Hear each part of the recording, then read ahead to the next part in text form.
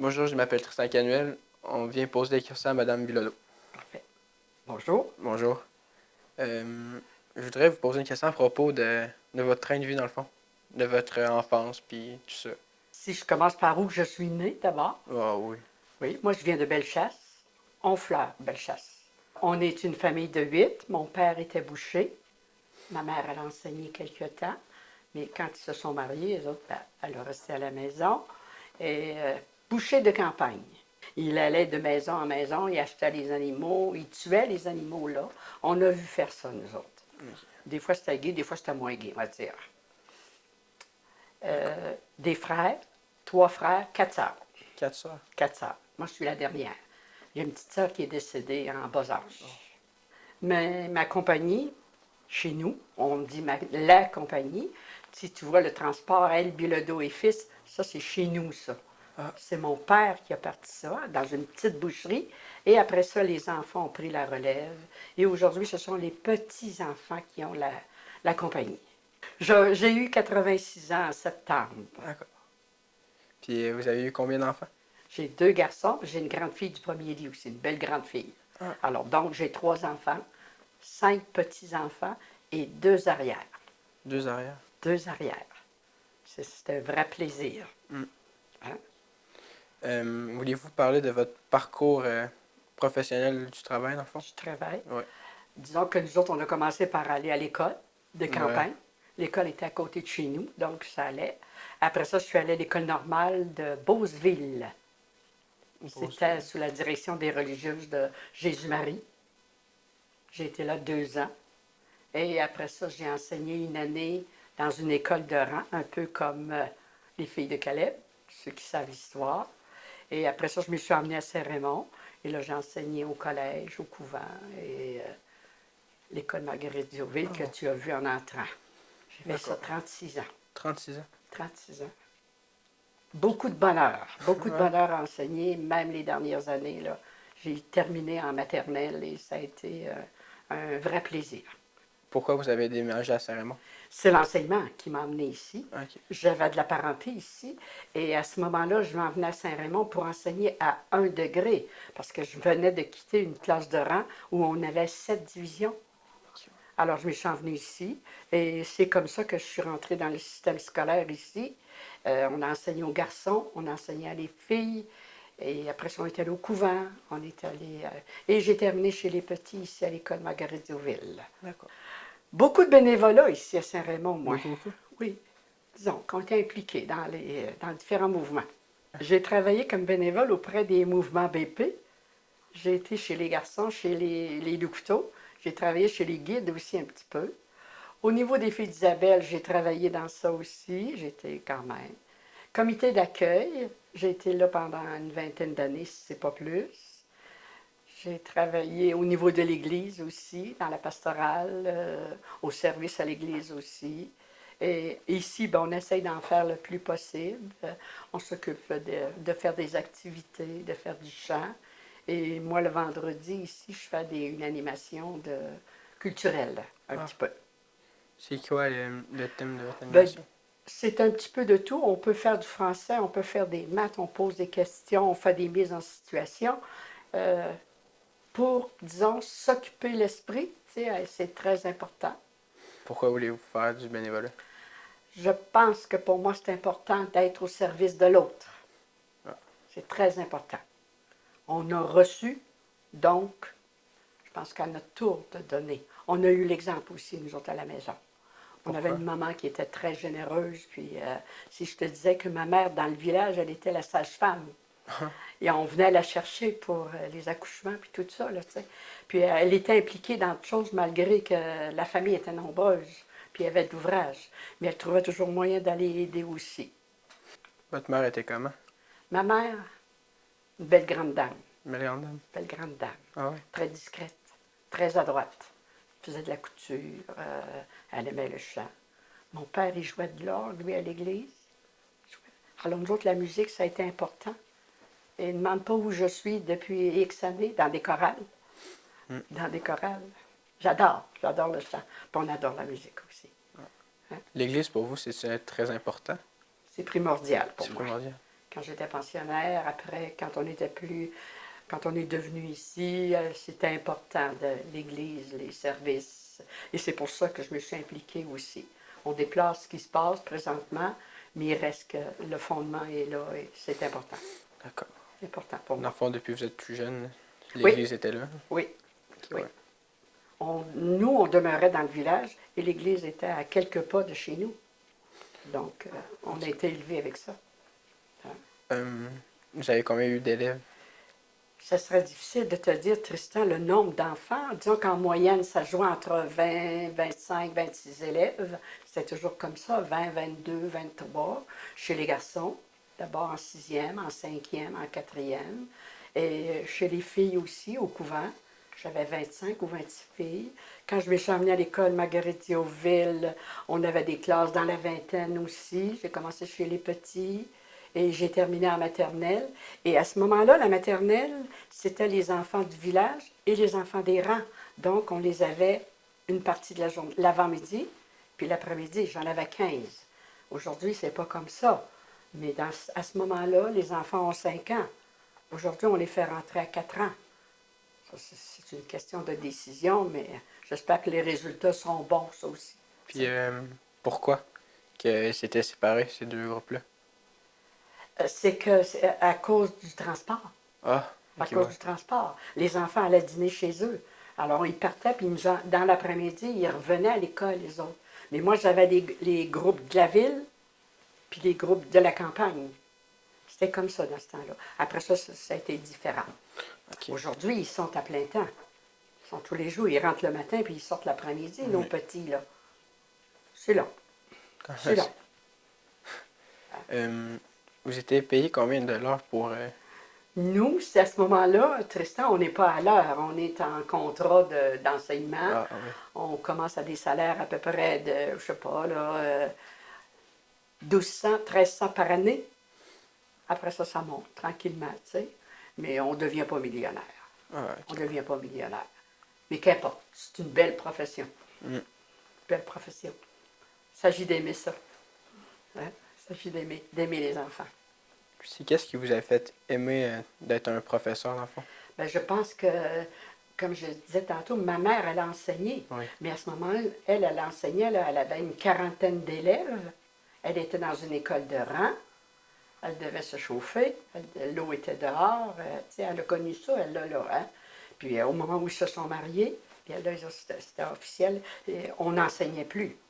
Nous, ici, on a continué à enseigner. Ça a amené des problèmes. Il y en a qui... les femmes ne travaillaient pas dans ce temps-là. Elles se mariaient, puis c'était fini. Hein? Mais nous autres, je pense qu'on s'est débattus, comme il y en a d'autres qui se débattent encore aujourd'hui. Pourquoi les femmes étaient obligées d'être mariées? C'était dans les principes. Hein? Tu sais, dans ce temps-là, une femme se mariait, tu restes à la maison. Hein? C'était comme ça. Ouais. Aujourd'hui, ben, disons que la mentalité a changé un petit peu. Hein? Ouais. Tu sais, C'est plus égal. oui, c'est correct comme ça. Mm. C'est correct. J'avais une question. Oui, vas-y. Le prix du gaz dans votre temps, c'était Ah, combien? mon Dieu. Hey, je suis loin, là. Hey, on n'avait pas de voiture, nous autres. On n'avait pas de voiture. Moi, j'ai appris à conduire chez nous. Mon père était boucher, puis il s'était acheté un camion. Puis, à force de m'asseoir dans le camion, j'avais réussi à l'apprendre. Et c'est comme ça que j'ai appris à conduire. L'essence, c'était en bas d'1 $, mais je ne peux pas te dire exactement. Hey, ça fait longtemps, tu sais. Je revois le voisin, il y avait des tanks, on disait des tanks, des réservoirs, là. Puis, il chargeait la tank, là, tu sais, comme ça, là. Mais c'est loin, là, mon homme, là. Je recule, hein. Ouais. Défais mon ordinateur, moi, là. Je te donne juste un exemple. Ce qu'on aimait manger, on allait à la petite épicerie à côté de chez nous, là. C'était d'avoir des lunes de miel. Hein, on payait ça 1 cent. Une Ça, seule. là, puis si on pouvait donc avoir des scènes dans nos poches, hein, mais on n'avait pas. On n'avait pas beaucoup, on n'avait pas de scènes, nous autres. Ah. Une crème glacée, ça, c'était un cadeau dans ce temps-là, là, tu sais. On était proches, mais des fois, on n'avait pas les sous pour ça, là. Hein. D'accord. En termes familial, c'était comment chez vous dans ce temps-là? C'était sévère. Ça Comme va? dans bien des familles, on n'était pas riches. organisé très rudimentairement là, dans la maison. Moi, j'ai vu arriver l'électricité chez nous. J'ai vu ça. J'ai vu la pompe dans la cuisine. Ça, j'ai vu ça chez nous. Mais c'était pas juste nous autres. C'est ça qui faisait la différence, je pense. Tu allais chez le voisin, c'était pareil. Tu sais, il n'était pas beaucoup plus riche que nous autres. Il était installé, mais il était pauvrement. Tu sais, il y avait des voisins qu'on allait voir, puis on disait, mais ça n'a pas de bon sens, il n'y a pas de lumière dans cette maison-là. Il était trop pauvre. Tu sais, on est dans les années 40, 45, 50, là. C'est loin, là. Mais les gens n'étaient pas malheureux. Les gens n'étaient pas malheureux. On était pareils. Votre père était boucher? Mon père était un petit boucher de campagne. C'était un homme, même s'il n'avait pas été à l'école longtemps, un homme qui était probablement de ce temps-là. Moi, je dis aujourd'hui, c'est un homme qui était quand même brillant. Je te donne un exemple. Il y avait des messieurs, par exemple, supposons qu'il était arrivé un incendie ou quelque chose. On devait bâtir une grange ou on devait bâtir un bâtiment. Bien, ces gens-là venaient chez nous. Moi, je me rappelle de ça. Là. Ces gens-là venaient chez nous et c'est lui qui faisait le plan de la construction, qui savait combien ça prenait de bois. Ne me demandez pas comment il a fait pour faire ça. On dit, c'est vraiment spécial. Puis il y avait une autre affaire qu'il faisait. Quand les messieurs, ou les messieurs surtout, là, il y avait des câbles à réparer, tu sais, des câbles là, pour toutes sortes de choses. Lui, il réussissait à nouer des câbles. On n'a jamais compris ça, nous autres. Ceux qui sont dans la marine et ceux qui sont avec des, tu sais, sur le bord de la mer ou ces choses-là, ils savent qu'est-ce que c'est. On n'a jamais compris comment ça, lui, était capable de faire ça. Puis il y avait des messieurs qui venaient jouer de la musique, sur semaine. Ils jouaient chez nous. Nous, on avait un harmonium chez nous. Je ne sais pas si ça dit de quoi. Oui, ça nous dit légèrement. Des pédales, avec des pitons, là. Moi, c'est avec ça que j'ai appris à jouer du piano. Très petite. J'ai toujours joué. J'ai dû commencer à 4-5 ans. C'est quoi le plus beau souvenir que vous avez de votre père et vous? Des souvenirs d'un homme qui travaille beaucoup. Puis il travaille dans des conditions difficiles.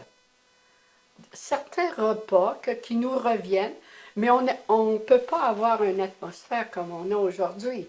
Tu sais, on n'était pas proche de nos parents comme vous autres, vous êtes proches de vos parents ou de vos grands-parents. On n'allait pas souvent chez les grands-parents. Si je repense au jour de l'an, on y allait chacun notre tour parce qu'il y avait trop de monde dans la maison. Et on s'en allait avec des grandes voitures, on s'assoyait dans la voiture, on allait chez les grands-parents, mais on n'y allait pas tout le monde, il y avait trop de monde. Puis avec votre mère, ma mère, c'était une personne très adroite, très bonne couturière. Elle défaisait, puis elle refaisait le linge, puis ça, je la vois coudre tout le temps, tu sais, puis je me rappelle, elle avait au début une machine à pédales qu'on appelait, là. Puis à un moment donné, on lui a mis un petit moteur après sa machine à coudre. Ça, c'était une merveille. Puis après ça, elle a eu une machine à coudre électrique. Mais ça, c'était le miracle. C'est comme la laveuse. La laveuse. Ça a commencé avec une laveuse ordinaire. Puis quand elle a vu apparaître les laveuses automatiques, là, hey, on ne peut rien faire, là. C'est ça que les femmes disaient. On ne peut rien faire, tout est électrique. Quand le poêle électrique est rentré dans la maison, oh là là! On va-tu être bien, hein? Dans le fond, quelle est votre meilleure période de votre vie? C'est l'enseignement. C'est mes années d'enseignement. Et à travers ça, moi, j'ai eu la chance de faire des voyages avec une organisation ici de Saint-Raymond, les Forces de l'Amitié. J'ai eu le privilège d'aller... J'ai été en Europe 3 fois, on est allé à Vancouver, on a fait des beaux voyages.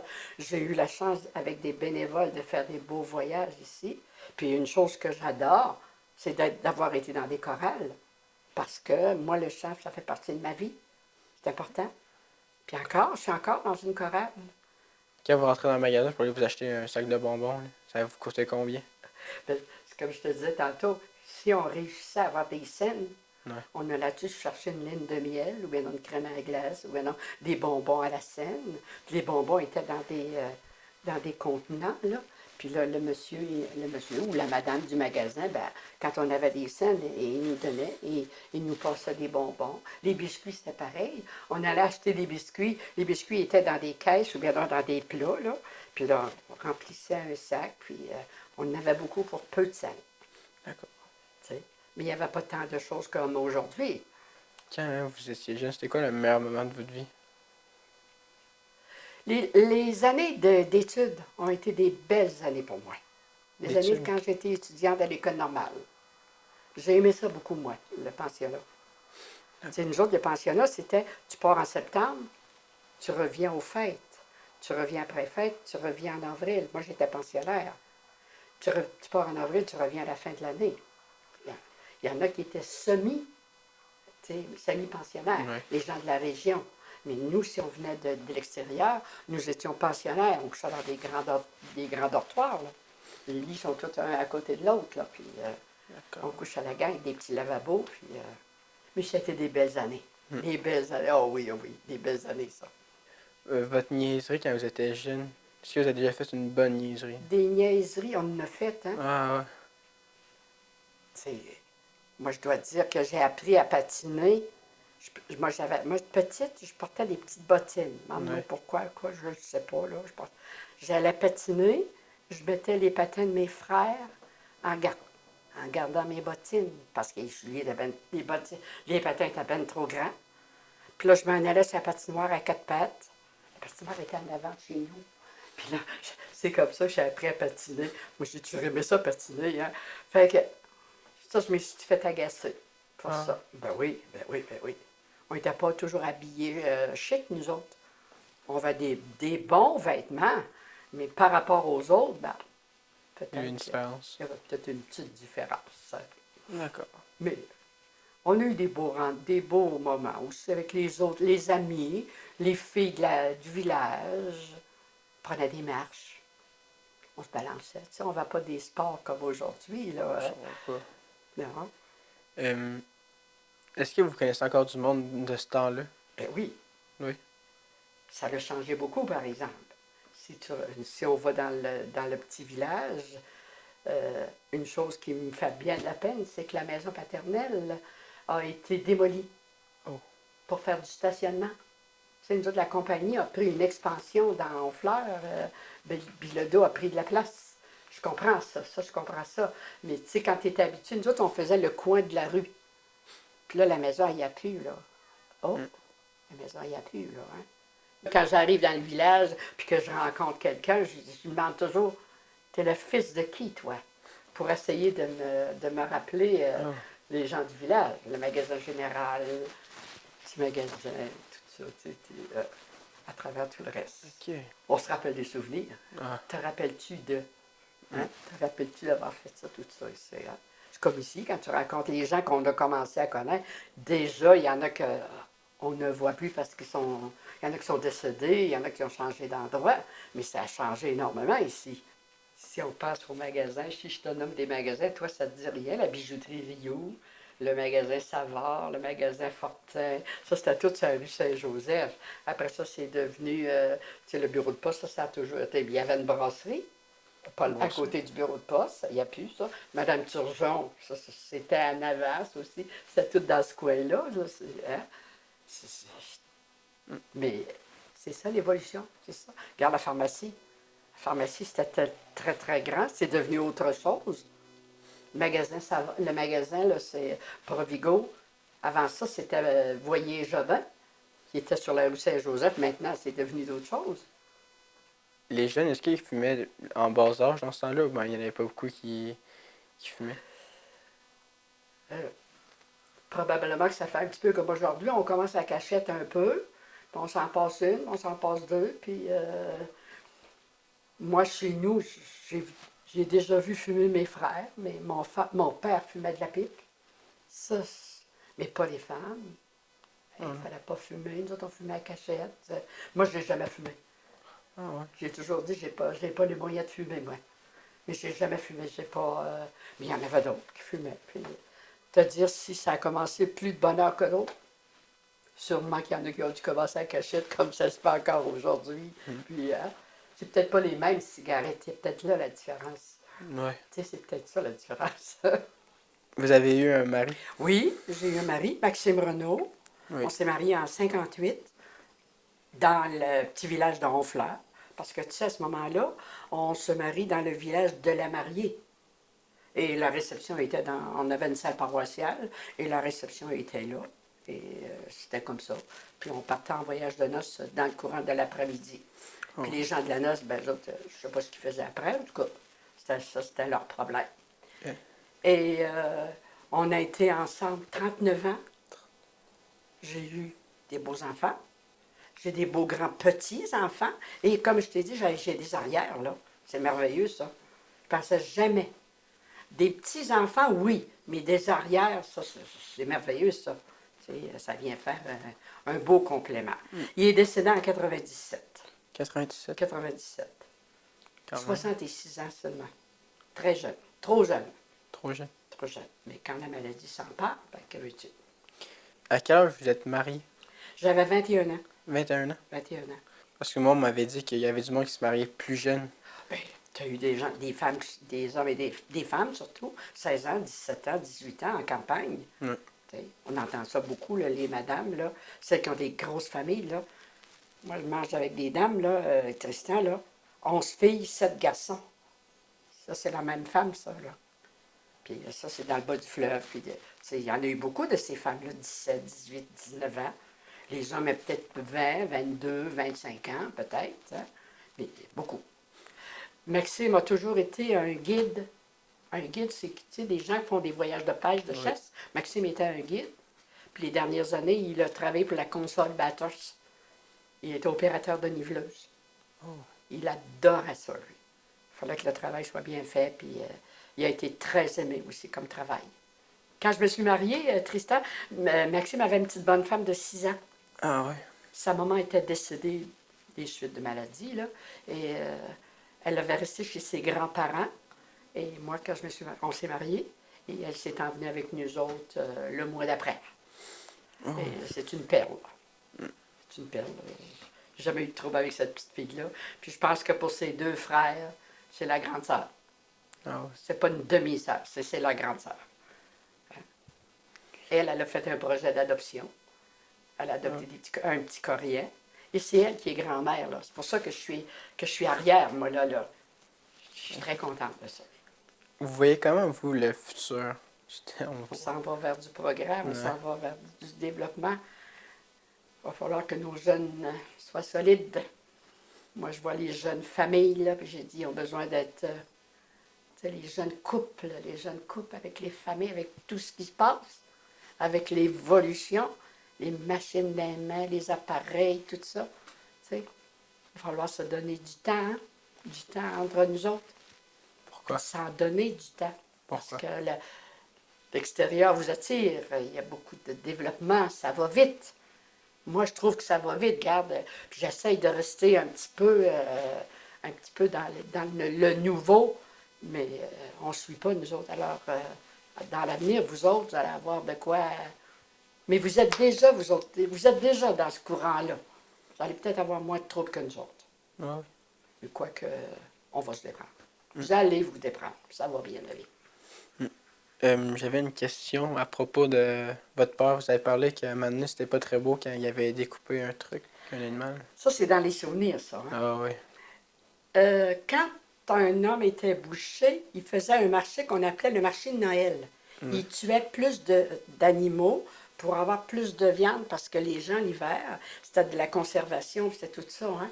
Et ils allaient chercher les animaux chez les cultivateurs, puis ils les emmenaient. C'était eux autres qui les abattaient. Ils les abattaient dans la boucherie. Là.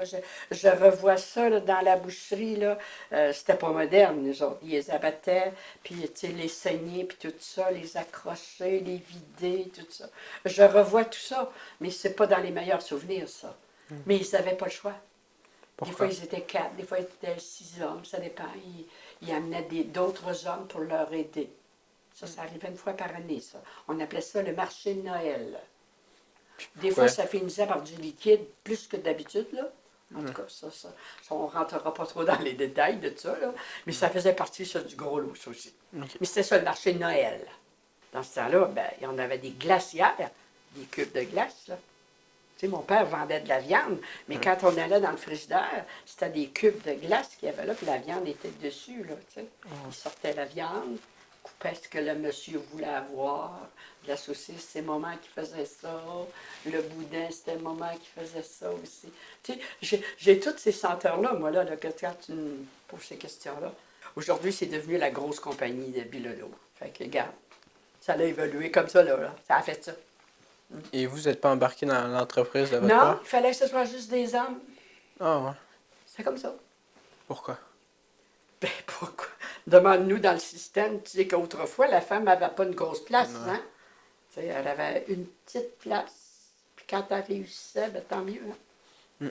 Puis ça changeait combien de temps? C'est le temps pour la femme à être le même droit de là? Ben, regarde, on a eu le droit de vote dans les années 40, quelque chose, si je me trompe pas trop, là. Mais ça fait pas longtemps, là, que la femme, elle peut faire ce qu'elle veut, parce qu'avant ça, elle faisait pas ce qu'elle voulait, elle faisait ce qu'il voulait, lui. Souvent, c'était comme ça. Mais c'était comme ça. Que veux-tu que je te dise de plus que ça? Ouais. Ah, tant mieux que ça ait changé. Tant mieux. Que les femmes prennent leur place, puis qu'on s'accorde les deux. Puis qu'il y ait l'équité entre les salaires, là.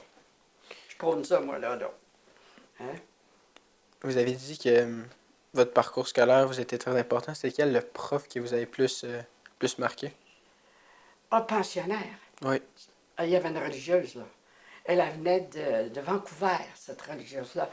Elle était parfaite bilingue, mais c'était une femme, par rapport à aujourd'hui, quand je la vois, quand j'y repense, elle, là, elle voyait loin. Tu sais. Il y en a d'autres, c'était des religieuses, bien, comme on dit, là, mais c'était des bons professeurs. Mais elle, là, elle nous a ouvert à des choses, elle nous a expliqué des choses. Elle était vraiment fine. Et les autres aussi avaient leur côté, que c'était agréable, mais elle, Sainte-Véronique, là, c'était quelqu'un. Hein? D'accord. On avait un principal. Un Tu sais, dans une principal. école normale, on avait un principal, un curé. Lui, Oui. il faisait de la direction spirituelle.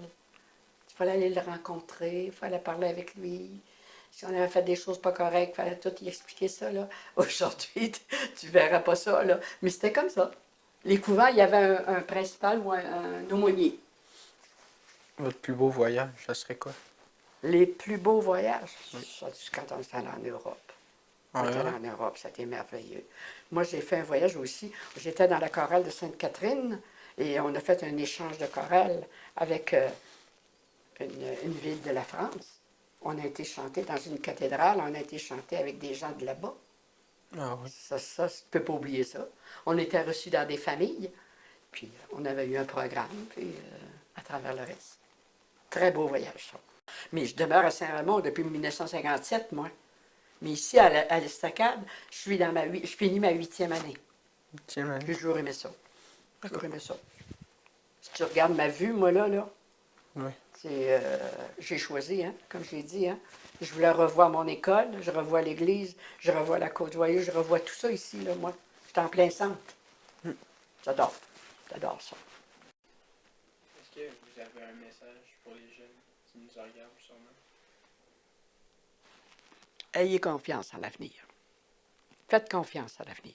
Vous avez ce qu'il vous faut, vous autres, là. Vous avez des ouvertures, vous avez des possibilités. Depuis que vous êtes petit, vous êtes en contact avec tous les moyens, tout ce qui a évolué, toute la technologie, tout ça.